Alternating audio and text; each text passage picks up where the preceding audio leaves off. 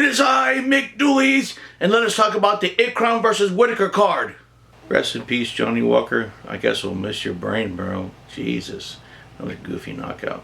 Robert Whitaker also showed us why Khabib and Islam will never go up to a more natural weight class for them.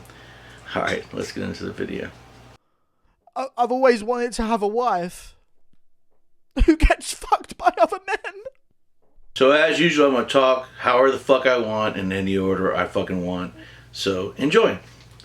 First thing I want to talk about is that Jared Gordon got robbed again. And this time it wasn't as severe because he really beat the hell out of Paddy Pimblett, like bad. But this time he clearly won the second and third rounds and lost the first. He had like a clear plan to push the guy up against the fence using his wrestling, you know, or lack thereof. And then just like kind of like push him into the cage and start hitting him with his slower punches. The other man was a little bit more fast, you know, with his hands. But I mean, it was pretty obvious he won.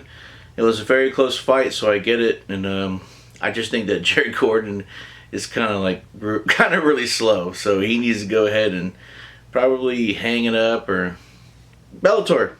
Lima fought Naimov, and Lima is actually naturally a weight class lower, and so it's really like awesome to see him beat the crap out of this dude. But he didn't actually beat the crap out of him in the first round. Naimov has a pretty good defense, and he just wasn't active enough. And then he got finished in the third round, and I just think that Lima is going to be a great bantamweight star.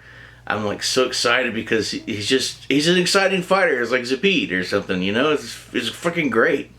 Johnny Walker gets knocked out again in spectacular fashion and goofy fashion, all kinds of fashion.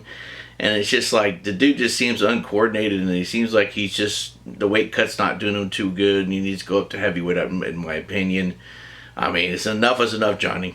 Sharaput and Magomedov beats Antonio Tricoli by basically cage grab. It looked like Tricoli might take advantage of him, and he's like a terrible fighter. So it's very, very surprising that he even had a chance, but he did.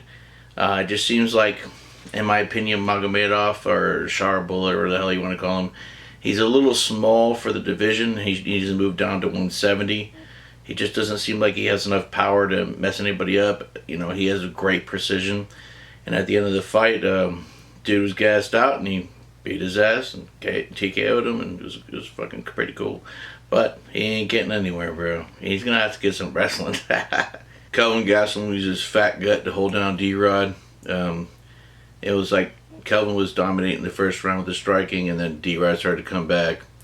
But Kelvin got his fat ass on top of him. I mean, weight bully style. But at the last second, tell the guy, hey, I'm not going to make weight. Waiting more during the fight. It's kind of a sissy move, but he got him. And he might have beat him anyways, but he took the sissy way out. And there you go. He won. Woo! My favorite was watching Volkov like mess up Sergey. It was pretty bad. He was beating the living crap out of him. He looks better than he's ever looked. I mean, it was great, man. And then Sergey at the end of the fight's all butthurt and pushes him. I mean, pretty sissy move. Come on, man. Don't be a pussy, Sergey. Ikram Aliskerov and Robert Whitaker was like a pretty big letdown, man. You gotta admit. Like, Ikram shouldn't have been in there. That's what happens when you try to rush your prospects. It's just not a very good idea. I don't know why the hell Dana would do that.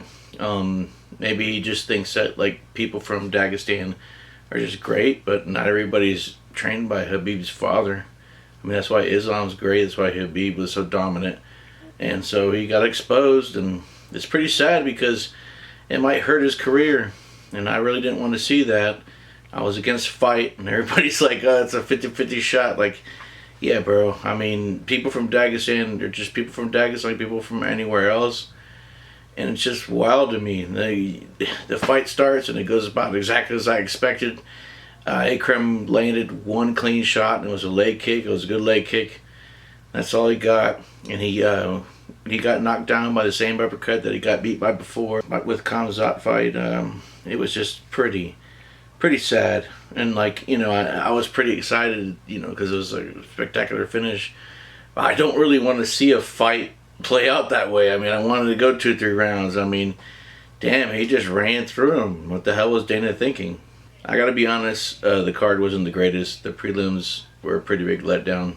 Volkov, Lima, and Whitaker pretty much did it for me. Like, the Whitaker knockout was super cool, but like I said, the fight was super short.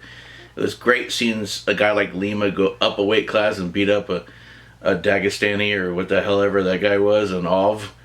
And, you know, Johnny Walker was so goofy getting knocked out, man. That was pretty cool when the card sucked. The card sucked.